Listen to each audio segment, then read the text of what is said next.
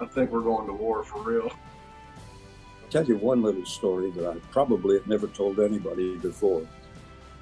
We got hit with a NVA sapper company supported by infantry. It's not easy, and that one was tough, but fortunately it worked out for us. Welcome to War Stories, conversational military history. All right, what's going on, everyone? Welcome to War Stories. My name's Preston Stewart with Sayre Payne, and joined tonight by Dr. Ben Meredith. Sir, thank you so much for taking the time to do this. I appreciate the opportunity to come and talk with you. Yeah, so we kind of roped Ben in. He sent me a note on social media but kind of bringing up Operation Husky, which is going to be the kind of focus that we talk about here today. And I don't know if I am certain this wasn't the direction he was going, but it led to us asking Ben if he wouldn't mind just coming on and sharing some of his knowledge of that and anything else. So lesson learned. You message people on social media, you get roped into a podcast. Yeah. Got to be careful what you volunteer for. So before we get into it, Ben, you mind doing just a quick once over on yourself, a little background, where you're coming from? Sure. I started off my whole, life as a military officer, infantry.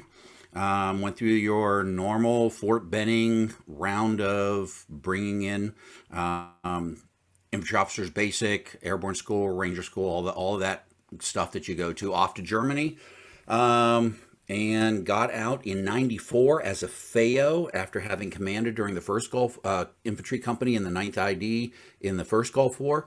Went into being the smart guy that I am to choose infantry to start with. I decided, why not? Let me go someplace where infantry officers are well respected and loved. So I went into higher education because, of course, they love us there.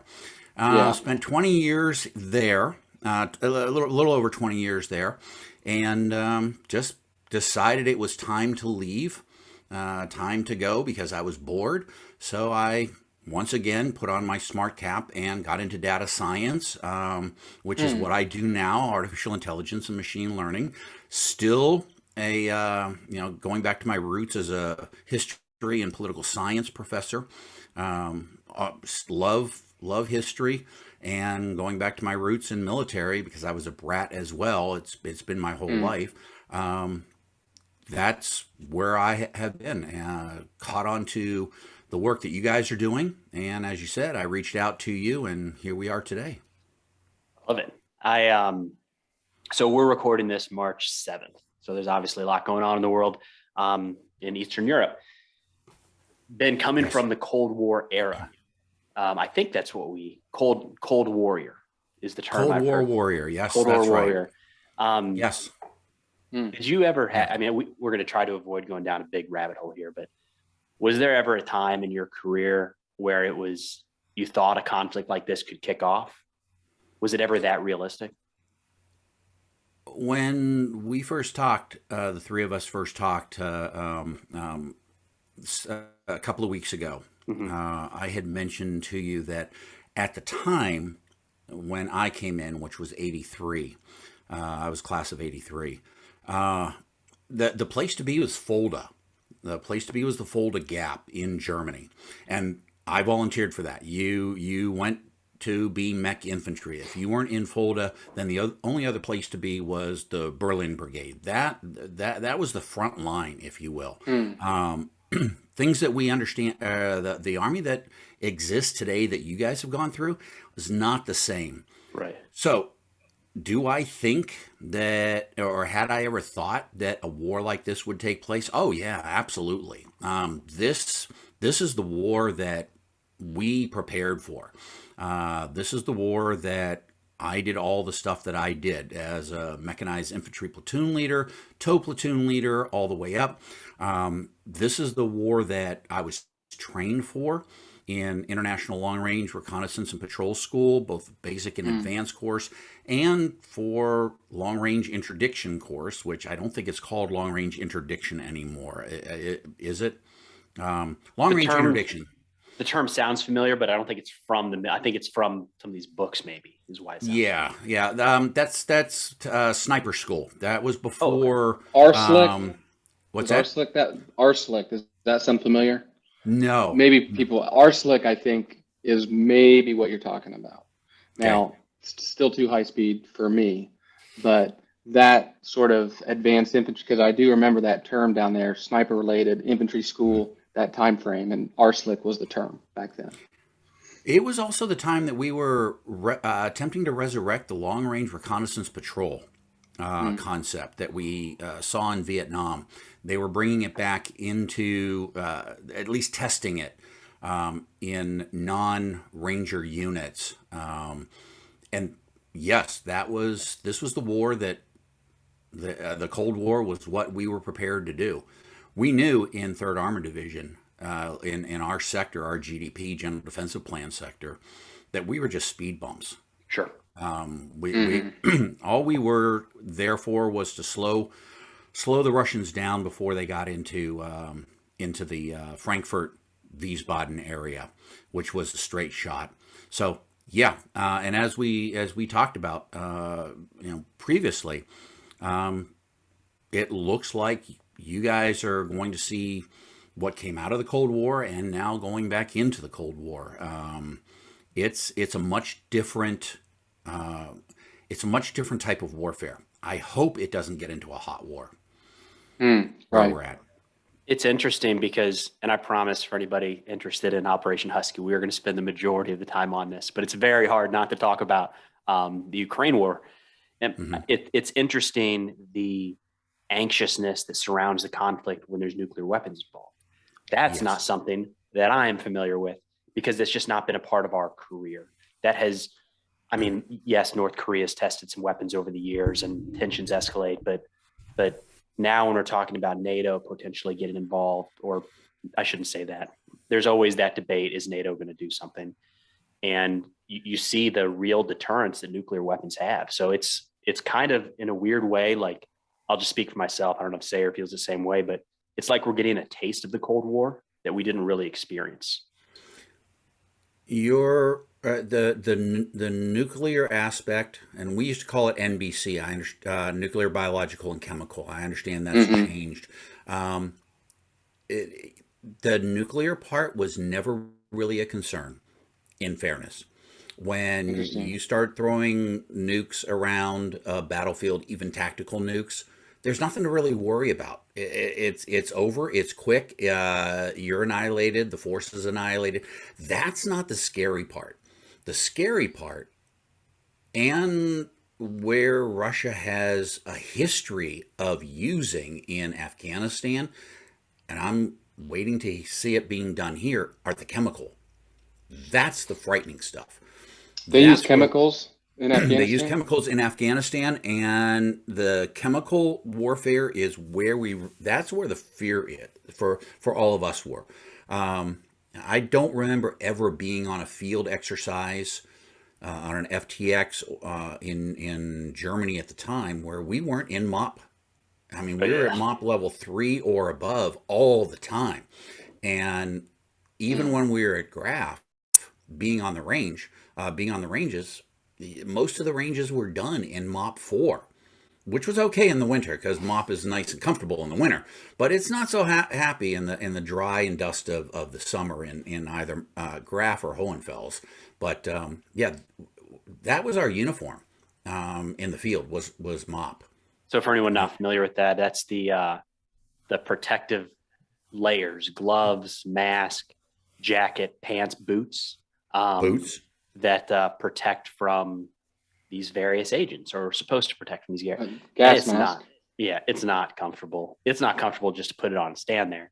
But to Ben's point, you got to actually train in it. So no thank you. Yeah. And it's really uncomfortable, especially the boots that we had. When you start humping a ruck as infantry, and you've got that 110 plus pounds on your back, and the inside of your mask starts fogging up. I mean, it's just joy on earth. Yeah. Are you wearing flak jackets? No. Is that what what would you, LBE? It was just an LBE, a load-bearing equipment. It was the Alice system, Yep. incredibly uncomfortable, Right. and yeah, we didn't have flak jackets. That flak jackets they tried in Vietnam. They're not plate carriers like you guys have. We just didn't roll that way. In fact, I saw a meme one time that I thought was kind of funny. We didn't have any Oakleys. We didn't have any plate carriers. We had a stick of old camouflage paint and a soft cap, and that's just the way we rolled. Right. And Vietnam anybody, style still. oh, anybody who remembers trying to get that paint onto, or the face paint on with a match, so you burned yourself going on, and then it had to take the bug juice, the bug repellent to get it off. Oh yeah, that's those are memories. Those are memories. Well, I don't yeah, know how. I worry about the chemical. That's what I think is going to be the most important. The nukes, no. On the battlefield, we never really worried about the nukes. Well, I was about to say, I don't know how we're going to transition back to Operation Husky, but how about this? To go back pre-nuclear weapons, looking into Weapons, yeah. 1943, the Allied invasion of Sicily. For some reason, in my mind, this stands out more than Torch in North Africa. It stands out more than the invasion of mainland Italy, but not nearly as much as, on the scale, it's not as popular as D-Day, Normandy invasion. Is that, No. And would you most put it people- there as pretty popular? Just maybe, I mean, behind D-Day, but still pretty popular, or where do you throw it? No, the reason I don't put it very high on most people's radar, because we're still at that point a young force, and when we're looking at the airborne forces, which is specifically the area that we started talking about. Yeah. Operation Husky was the invasion of Sicily, and the airborne portion of it was, for the Americans, was Operation McCall, under the 82nd. This was the first combat jump for the 505th Regiment, and for D-Day, which we're going to see a year plus later. Most of what we would do at D-Day for the way that we would plan the airborne assaults came out of what we learned in Husky as a result of the friendly fire, as the coordination between naval forces and airborne forces and the Air Force. Today we talk about, and Preston, with you being from fire support and the artillery side, we used to say big sky, little bullet, so we didn't really worry about aircraft and air corridors and so forth. And this was even further back from that, where we didn't really think of in terms of air corridors at all. And it shows when we start talking about how the operation from the airborne side really plays out. There's a connection I'm looking forward to making here that I see a lot of folks talking about with the airborne drop in Normandy, and it's coming from a lesson learned here. I don't want to get ahead of it, but as been mentioned, we're definitely going to focus more on the airborne aspect of it. I don't know if you have the answer to this. Not expecting you to, because it's kind of a random one. Do you know if the 505th got their motto H- before D-Day? Did they have that motto? Yes, And they did. Okay. They had that motto before. I've had a hard time nailing down where that came from. And I've seen like 3 or 4 different stories that don't match up, but that's a cool one. Yeah. No, they got it beforehand. And, one of the things that a lot of people, again, you and I, the three of us had talked about this before. When you think of the airborne operations, a lot of people, thanks to Spielberg and Tom Hanks and their really fantastic series Band of Brothers, they think of the 101st. Mm-hmm. And the 101st was not the big guys on the block, if you will. We often hear that the 82nd and the 101st are brothers in arms, and they are brother divisions in airborne and so forth. And the reality is, if the War Department's the mom, then it would be an Oedipus kind of relationship for the 82nd to be a brother to the 101st. They're really the father of the 101st. A good deal of the officers that would make up the 101st on D-Day, the senior officers, came out of the 82nd. And it would be after the invasion of Sicily, and then a month later, the invasion of the Italian mainland, that we would get the seasoned officers that would then transfer over to the 101st back to England and establish and help bring, if you will, the expertise to the 101st. And I love the 101st. Don't get me wrong. Incredible unit. I had family who were there. We were stationed there. Again, I was a brat. We were stationed both there and at Bragg. And then I went to Bragg on my own. But to think of them as brothers units, they're not. They're not.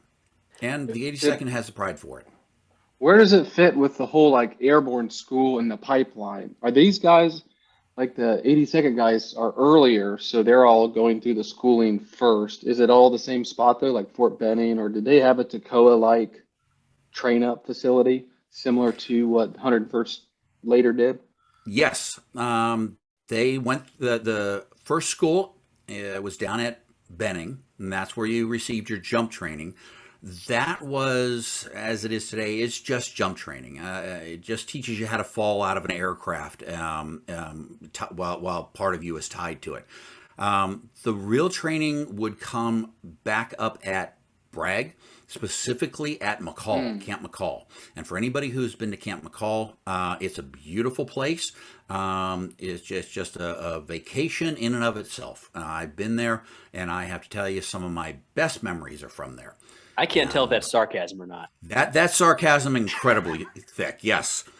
It's one of those places that if you've been there, then everybody knows that's sarcasm. It's just like Graf. It has its own history. I have been there. That's a different story, but I have been there. I did a couple weeks there one time.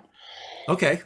But I did. I did Robin Sage or whatever. I got to play the gorilla as a cadet, ROTC cadet, and it was at McCall, and it was like 3 weeks in the summer, and it was really fun. I mean, I got to play Army basically as a inbound sophomore, so it was cool, but definitely hot though. I'll tell you that. Yeah. And so, no, they didn't have that. And we have to remember that, if we go back to Band of Brothers, which is what most people have as a reference, when the 101st was still going through or Fort Bragg and McCall for their training, 82nd was already in Africa. 82nd was had already jumped into Sicily. So we're the training similar, but yet not exactly the same. A lot of lessons learned from the 82nd would be passed on in the training for the 101st. Well, you think like what I was going to say real quick on that note, on the descendant sort of thing. I mean, even going to Band of Brothers and remembering, like, I know Lipton, and I think a couple of the other guys were talking about reading about the paratroopers in Life magazine. So obviously they weren't reading about 101st paratroopers. I would have to imagine it was the 82nd is who they were reading about that sort of inspired them to, who even knew what a paratrooper was? It was a new thing. And so I would have to imagine that's the 82nd guys. Yeah, that would be the 82nd.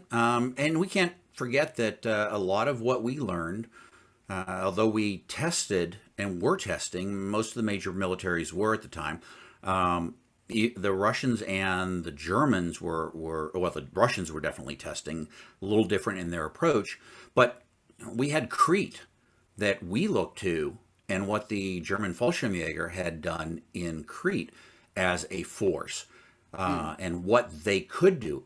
There was a lot of debate in the U.S. Army as to whether or not this concept of an airborne or paratroopers was even worth the time and effort. And we also have to remember that these were the special operations folks of the time. This was it. This was the special operations. Crete happens, and plus and minuses for the way that operation went, but it proved that an airborne force could do some things that we couldn't do previously. And that was an inspiration for not just our airborne, but as I said, others. Was the concern or the pushback that I remember it just coming across this and some reading about D-Day, that there's such a big concern that you essentially sacrifice the entire unit if the link ups aren't correct? Was that the pushback to the concept of airborne? The how do you deploy them? What do you do? Remember that we're coming out of an army that was horse mounted. It was an army that kept looking back to the First World War, trench warfare. That was where we had devolved by the time the Americans got involved. And the American experience went back to the Civil War. There was a Civil War that changed the way we looked at it.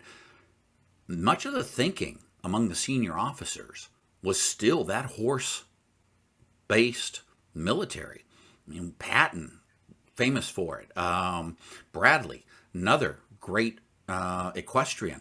You were at, I mean, you went to West Point. You know how long it was before we got rid of sabers as a course on how to fight with. We also have to remember that it through the Second World War, we were still learning how to mount munitions and items onto mules to carry, especially in Italy. We used mules. We were far more motorized and mechanized than the rest of the world at the time, proportionally speaking. The Russians had far greater amounts of actual motorized, but they were a much larger military than us. But per capita, we were the most we were the most motorized, most mechanized. But that was only that was only a few years that you can really say that, and it was since 41, and we came out in 45. I guess we were still mostly horse drawn. If you look at World War I and it would have been suicide to say let's take a division and drop them behind enemy lines. That you're just sacrificing 15,000. They're not getting out of there because you're not breaking through the line. So I guess part of the concern is it's not just do you have the capability of getting there, but is it a front where you can reasonably expect to coordinate some sort of link up in the next 48, 72 hours? Yeah, Airborne is not heavily armed. Today we are much more armed than we were at the time. Today we have heavy equipment that we can drop, we can airdrop and so forth. That was not the case when you're talking about a C-47 as the carrier. C-47s did not carry the type of equipment that we can carry now. That was all shipborne. So when you dropped in the 82nd or the 101st, you're talking about an awfully light unit. I mean, even more so than what we consider light infantry today. What you carried is all you had. And when your heaviest weapon is a 60 millimeter mortar, that and you're not talking about endless number of rounds. If you've ever carried a 60 and a 60 base plate and some 60 rounds, you know that first off is heavy. You're not getting a lot of them, and you're not going a long distance carrying a lot of them. So we were pretty light. That was a lot of the concern. How do we take this force, get them together afterwards, after they've been dropped, and then make a difference? And that was one of the things that came out of Husky as well. We went in with Husky, and the first group, the 505th Regimental Combat Team under Colonel James Gavin at the time. He would later be the 3rd Divisional Commander for the 82nd, and actually one of the youngest Major Generals at 37. When Gavin went in with the 505th, regimental team, they were spread over 30 miles. The next jump, the next night with the 504th to back them up, where the real problems occurred, they were spread over 50 miles from their drop zone in some cases. And the first drops occurred on the night of the 10th, midnight on 10 July of 1943. It wouldn't be until the 14th of July that they would have 2/3 of the division finally reconstituted and rejoined. A full third never made it to their rally points. Then how big? Because how they were big? spread. When you say regimental combat team, 2,000? What's a rough 2,343 Honor troopers. Yeah, it's about 2,343 troopers, paratroopers. For the regimental combat team, they also included a company of engineers and some field artillery. There was a small unit of field artillery. They weren't dropping 105s. These were mostly forward observers, FSOs, who were calling in guns from seaborne. When we're talking about Husky again, we're also not talking about very far. Their drop zones were 11 kilometers from the beaches. That's 7 miles. That's not very far in. It became problematic when they generally missed that 7 kilometer or that 11 kilometer drop zone, and they ended up 35 miles away.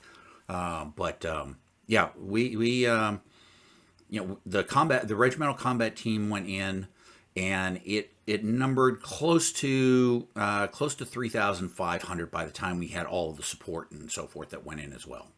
When they were dropping within that 7 miles, is that for the gun protection from the Navy? No. There were air bases.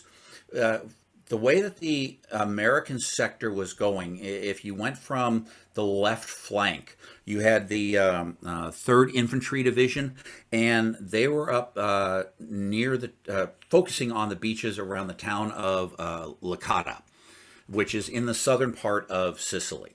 Then you had the 1st Infantry Division that was going in through Gela. That's their area. Then the next beaches, that would in the Gulf of Gela, would be the 45th Infantry, and 45th Infantry Division, and that's their area. What the plan called for was for the 82nd, the 505th Regimental Combat Team, to take the airfields just behind Gela, or Gela, to take the airfields, the airfield that was there, secure that, and then with the way that the terrain is very mountainous in that area, cut off the advance of the Hermann Goering Division coming down from the north, which was only 23 kilometers away for their front elements.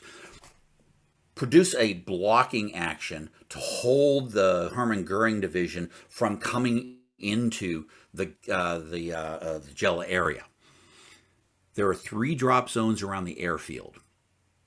None of them were hit.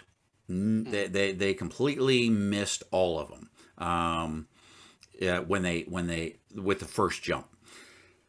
Drops on the drop zone the night of the jump. The winds were expected to be 24 kilometers an hour. They were gusting up to 70 kilometers an hour. That's not the best for a jump, and it spread people all over the place. The first night, which was the 10th of July, midnight on the 10th of July, that went pretty well. We did learn one thing, and that was that Ridgway, Matthew Ridgway, who was commander of the 18th Airborne Corps at the time, he realized that they were going to, at least in some portion of the flight from Tunisia to Sicily, they were going to go through the sectors of the 1st Infantry Division on the left and the 3rd Infantry Division on the left and the 1st Infantry Division on the right. They knew they were going over the Navy. Although they were going to, the jump was before the Navy got to the beaches, there was still going to be a problem in flying troops directly over the naval forces. Although the Navy didn't like it, they eventually acquiesced and gave a 2-mile wide corridor to send the planes through. We would learn that 2-mile wide corridor is not wide enough. When you have nervous Navy anti-aircraft gunners on their weapons, 2 miles is not a large enough corridor, air corridor. So that's one thing that we would learn coming out of that first jump, that first night, and we would see that translated to a 10-mile wide corridor when it came to D-Day a year later. And they diverted even further around for D-Day, didn't they? A lot of them came kind of circled almost entirely around the fleet. And that's been one of the questions I've seen a lot is why didn't they come head on to the beaches? And I think this is part of it, is they circled around to the south, I think. My maps. They circled around the south of the Cotentin, and they came in from the west over top. And they came in far enough inland. And that was another thing that we would learn on the second jump of Husky, which was the 504th the next night. They went for D-Day. They came in far enough inland so that they were out of the range of the naval guns. Intentionally, because again, what we learned in Husky, especially on that second jump with the 504th, the next day or the next night. You needed to be far enough away. Think about that for a second. So when we think of all the modern operations, you want to make sure you're within range of air support, or as a fire support officer, you wanted to make sure you've got the guns within range at all times, as much as you can. These guys are planning operations to deliberately be outside the range of heavy fire support. With not much equipment. Yeah. Right. You know, that's why I was wondering to state, that you could mitigate that, right, with the mortars by having naval guns and outsource that task, but that's not the case here. I mean, yeah, well, they're out of luck, and they could be out of luck in a lot of ways, right? Well, from the experience that both of you have, when you're on a two-way range, you get a little antsy when someone is in your sector that you don't recognize. The second night that we jumped, the first jump went in on the midnight on the 10th of July, and there was the 504th was for Husky. I'm referring to the 504th was on standby, that they were going to be prepared to jump in to support the operation as needed and on standby for several days beyond that. Well, Patton, in how wonderful of a guy Patton was, and we could go into many discussions and many hours on Patton, he decided that he was going to bring in the 504th in order to avoid the flights going over the ships, which would inevitably have to happen if he were to go directly. Ridgway had the flights divert over Malta and then come in from the southeast over top of the British and the Canadians, and then run parallel to the front lines for 35 miles, run parallel to the ground forces in the American sector. Why? Well, within distance of the guns.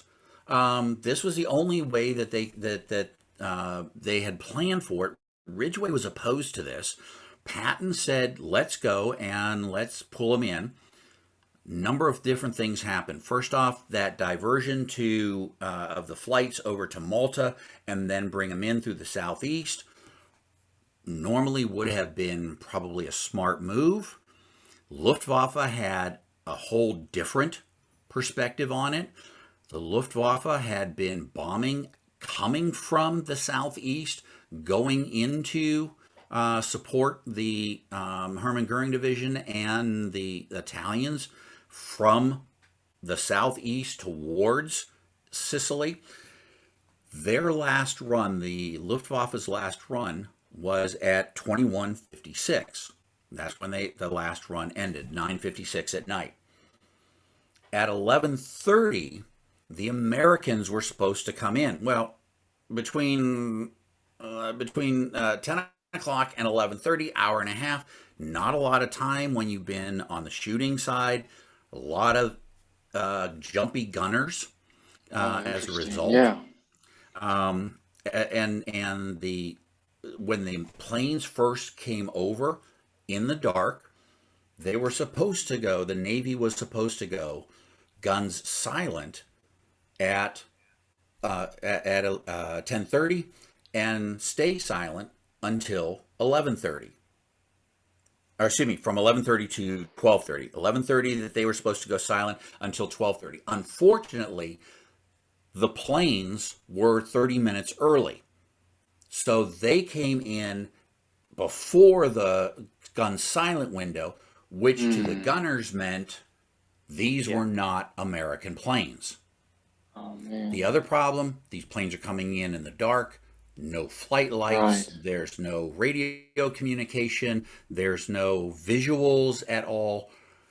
As a result of that, they were not recognized as American aircraft. And the Navy lit up the skies. One of the points that we would learn out of that is, if you remember, again, going back to Band of Brothers, or if you've ever seen a C-47, you see the big black and white stripes on the plane. Those are called invasion stripes. Those were for gunners, American gunners, to recognize American planes, especially the C-47s, in flight. And you could see those at night. It was out of Husky that we would learn that. Oh, okay. And of course, when the planes, the second jump by the 504th, when they came in, they were skirting along the front line, so they're going perpendicular to the American ground forces that are already landed and already have set up anti-aircraft support. And so it's literally just shooting ducks. And that's pretty much what happened.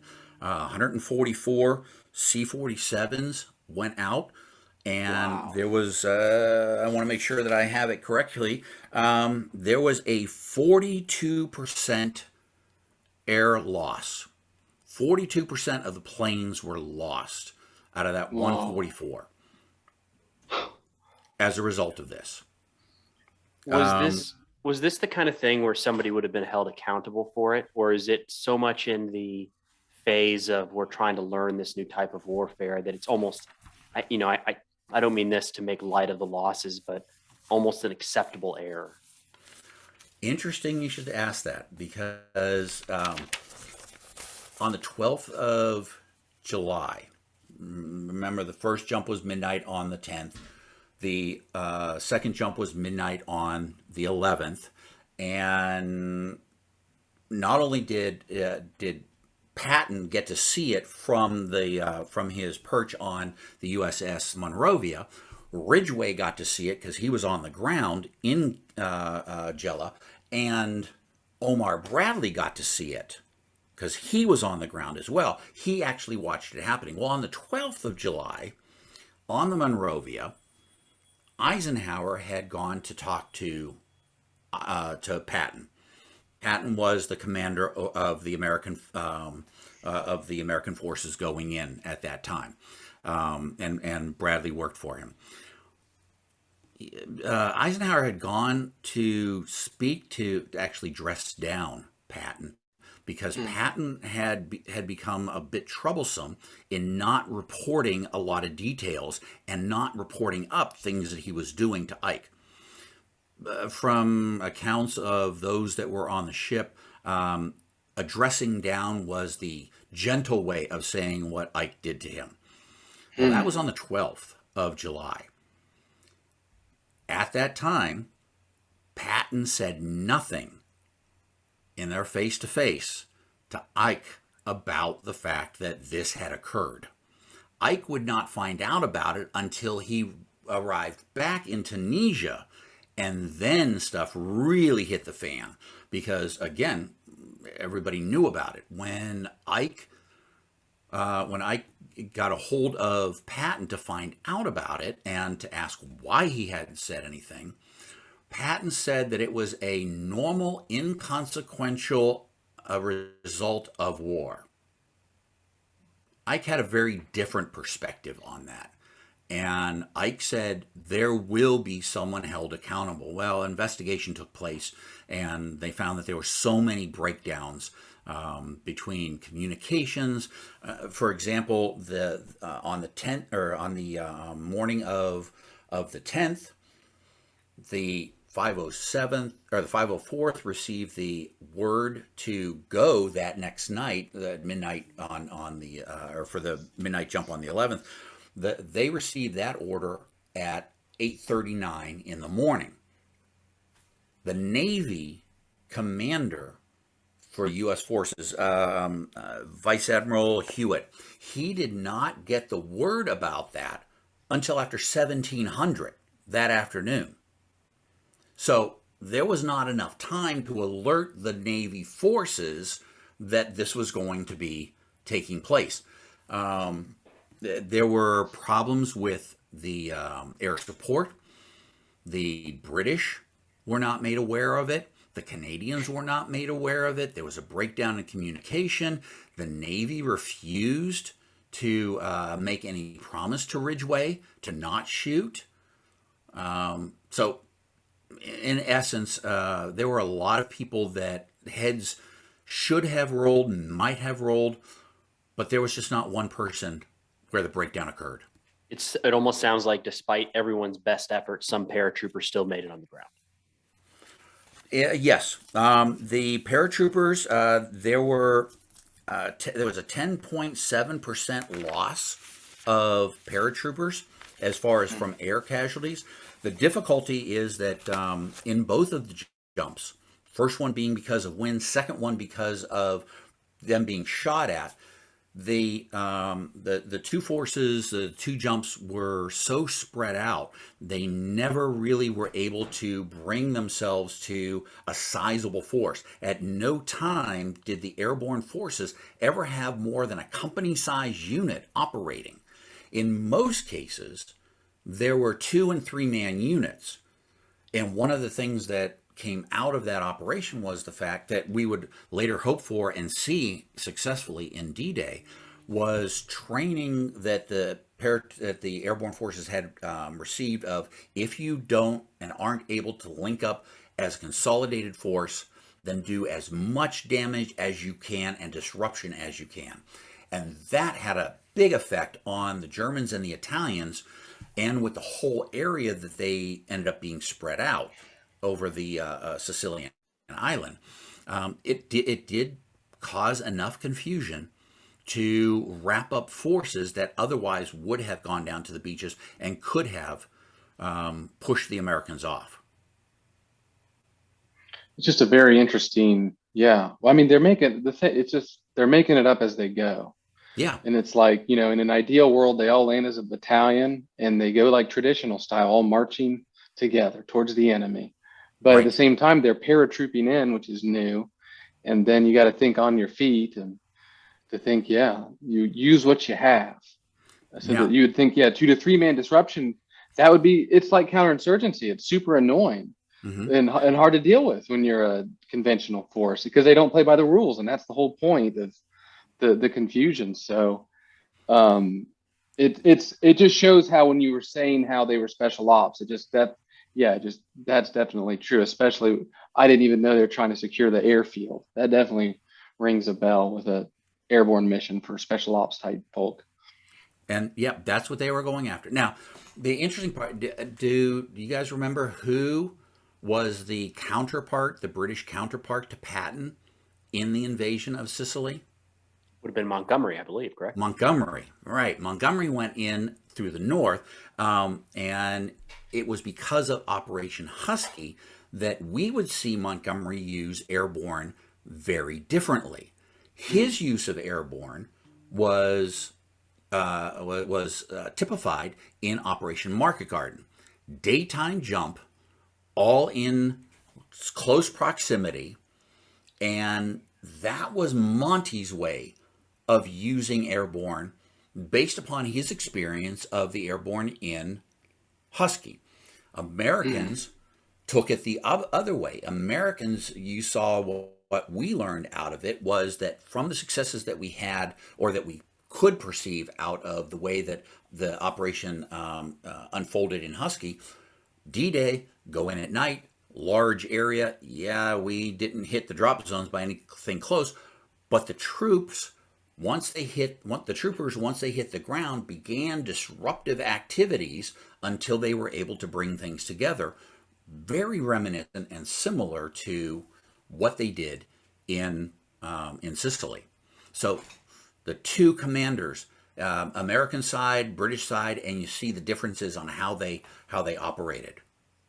So that must have been seen as enough of a success at Husky and Operation McCall, that little disruption, because they doubled down for D-Day. D-Day was a much larger airborne operation, and I was starting to wonder if the 82nd, 101st jumped into Normandy because the military tends to do this. We spend money training somebody, spend money on equipment, so we have to find a way to use it. It was starting to sound like that might be the case, but it sounds more like there was enough benefit seen and enough time to plan and rehearse and coordinate those extra pieces that it still could be a net positive. And it was. Yeah, and we fully expected, when you look at the intelligence reports coming before the Normandy invasion, we fully expected that Hitler was still rational and that he would release his reserves. We needed to gain those bridges and those crossroads and those causeways.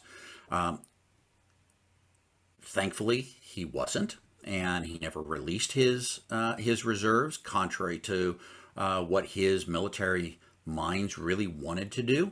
Had he listened to them, D-Day would have gone much differently. Expecting that we would have had those reserves, the airborne was there to secure those causeways and crossroads and bridges so that we could get enough forces onto land to potentially counter the reserves that we expected to be released. And then they landed, I was going to say the learning curve also, if they landed in 1 to 2 man teams, because they were still spread out in D-Day. They landed, but my impression was they landed probably like in squad size elements. Sounds like. We're talking about a stick of about 15 people, 15 guys. Yeah. Which still notice difference than 1 to 2 people, just kind of hung out, stretched miles and miles and miles apart. Right. And, it is, if you've ever done a jump, if you've ever done a jump at night, if you've ever done a jump with a small group, it's difficult to get your orientation, even when you have things to orient on. It's much different coming out of the plane in the dark and then trying to orient, not really sure which direction the plane's going, not really sure which direction you're now pointing, worrying about everything else, such as the ground coming up quickly. And, we're not talking about, even on D-Day or here, we're not talking about a large distance. When they went into Husky, they jumped at 1,000 feet. That's just about enough time to say, yep, my chute's open, hit the ground. Right. So you're not really talking about a lot of time to get oriented. And you don't want to be under chute for a very long time, because then you become a target, which was another problem. Guys on the ground in Husky, especially the second jump, they were shooting at their own people coming down. Really? There were some reports where there's some reports in the after action investigation that said that they were told that there might have been a German airborne assault. Nobody knows where that came from, if that was a CYA by some troops or something. But yes, when there were troops actually firing on soldiers, and in fact, the commander of the 504th was known once he hit the ground with five others of the headquarters element. The story goes that he ran up to a tank, a Sherman, knocked on the hatch, and ordered them to stop firing on his guys. No kidding. It What a was that bad. breakdown. Yeah. It's I mean, complete could you imagine being a QRF that fast to be able to do airborne operations in response within an hour or two? Because that's what essentially they were thinking was happening. Yeah. It sounds silly, not to make light of the losses here, but Right. that American forces are shooting at American airborne. Like, it's not how it's supposed to go, guys. But I guess that's just one of these many lessons that, in a perfect world, you learn all of that in training. But some of this stuff, it's very, you're talking about the jumpy anti-aircraft gunners. These are 18-year-old kids, sometimes younger. And especially in 1943, very few have seen any sort of combat. And even once they have, you're still jumpy. So, man. And most definitely the Germans are the boogeyman too. They gotta be. And to think of them who already have experience, plenty of war experience and paratrooper experience, to think that they're coming for you at night would be, yeah. I could see it happening. And in defense of the guys that were on the ground, we're talking about 1943. Our experience in warfare was that in front of you was the enemy. On each flank or each side of you were friendlies, and behind you were friendlies. Today, we don't think in that term. Today, we think there is no front line. There is no, that's where the enemy is, this is where we are. But if we look backwards from 43, what experience do we have? World War I, very clear delineation. Civil War, except for a couple of the Mosby's Rangers and a couple of the small units that we saw, it was very much lockstep. We line up, we shoot at you, you line up, you shoot at us. The Napoleonic warfare formations still were taking place. And everything before that was exactly that. But now, for the first time, for American soldiers in Sicily, what do you mean we have our guys in front? What do you mean we have our guys above us? What do you mean that we have guys spread out all over the place? Today, we know that and we accept that on the battlefield because of this, because of what we ended up fighting since then.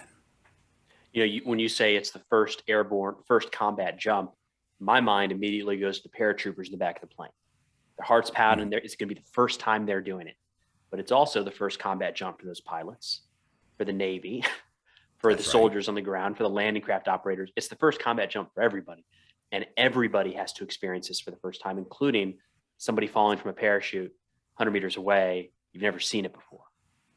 Right. And it goes to it's the combined arms aspect of it, right? Because it was just the regulars, the infantry in the uniforms on a line. And now you have all these different entities. And the focus of our entire deployment was that combined arms communication between all those different assets and all these different moving parts. And it is communication and knowing what you're doing and where you are. And like the paranoia, it'd be unreal for everybody, to Preston's part. It'd be unreal to the pilot navigating, to the anti-aircraft gunner. But and I am thinking of the platoon leader in the aircraft. I would just constantly have my compass out. I'd be so paranoid about where am I landing? Where am I on a map? All of those parts are important, and everybody has to know where everybody is on the map and stuff. And especially back then with they still had communications, of course, but it was almost like a step above a cannon, a wire against your ear in a way. Yeah, and you just said something, Sayre, that you may take for granted. That was the combined arms concept. Combined arms concept, as we were talking about the Cold War early on, that combined arms concept and doctrine didn't really hit its own until the 80s. That's when we began at Leavenworth, bringing together at Benning, at Knox at the time. That's when we began bringing that whole concept of the combined arms doctrine together, which is not that long ago. I mean, that's within that's within the service lifetime of the three of us. And talked about Cold War. That's what the doctrine was that we were developing back then. And yes, it was for the first time thinking of the entire battlefield, all dimensions of it, and a distance outward. Well, yeah, I think you mentioned earlier, you had me thinking about it when you said the FSO was talking to the guns, maybe, the naval guns. And that makes me start thinking, okay, were there naval equivalent JTACs? But it probably didn't exist. I doubt it did. And everyone was covering down in their own little area. You wouldn't have that LNO type person or the joint person to go be that liaison between forces that, we had as specialists, essentially, in conjunction, because we had FSOs, of course, but we did have JTAC type people that, did a very similar role, but still different at the same time for their own needs and our needs too, but they're still different, Well, I can say that my whole time in, the FSO was at the battalion level. Even as a company commander, we didn't have an FSO. Really? That was up to the company commander to call in. And it was only, that was the mortars that you got. If you wanted anything bigger, you requested it, but it would be the FSO at the battalion level.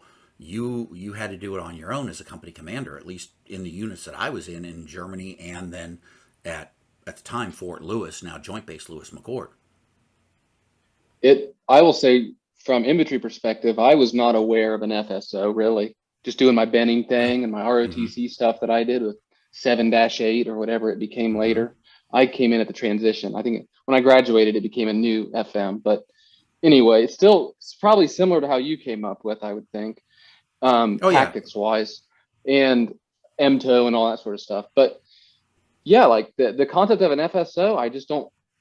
I'm sure we were taught it at IOBC or whatever, the infantry officer course, but I don't really remember it.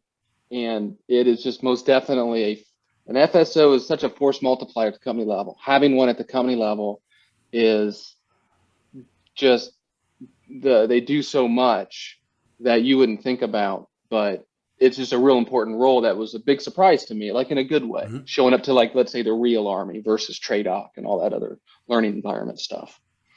Yeah, Sayre's on the hot seat. Sayre's on the hot seat here because I was the company FSO, so he's got to watch. He was. Words. I'm not. I do mean it, of course, and it's all true. Yeah, I mean, and he obviously kicked ass and did an awesome job, and yeah, but I didn't know what I was walking into necessarily. And when I showed up, we didn't even have an FSO anyway. So it was probably a good 6 months that I was already at the unit before we got Stewie here. Now, as a company commander, the fire commands were all in my 0300 book. I don't know if you guys ever had one or used one. The 0300, but that's the time of the morning that your mind starts shutting down. And so I had a laminated notebook that was about the size of a Ranger, the Ranger handbook, and in it, these were all the things that I needed to remember. And one of them, one section of it was fire support. And literally, I had blanks where I would read what it said fill in the blank of what the coordinates were so that my mind was calling at when I was that tired. And that was my 0300 book, a bunch of other stuff in it as well, calculations and so forth. But we had to call in our own fire support. I haven't We heard didn't it have called an FSO. I haven't heard it called a 0300 book. I like that though. Ben, as we start to wrap up here, Sure. I get the feeling with Husky, it's there's some sad parts to it, some unfortunate parts to it when we're talking about the airborne piece. It makes me think of the raid at Dieppe earlier, where the Canadians, British, some American, well, a lot of allies in small numbers were repelled and a lot of people died, but lessons were learned that led to the landings later, including at Normandy. Is it fair to say a takeaway from the airborne piece at Husky is a net positive in the impact it had later in the war? Oh, absolutely. And we would see that impact, the lessons learned out of it. We would see that both in D-Day and in everything that we're doing now. Again, a lot of our operations are still based upon what we learned from the Second World War. And yes, it was tragic that we lost so many guys. If we had listened to Ridgway, a lot of that wouldn't have occurred. He foresaw it. But like any new concept, you don't listen to the guys on the ground.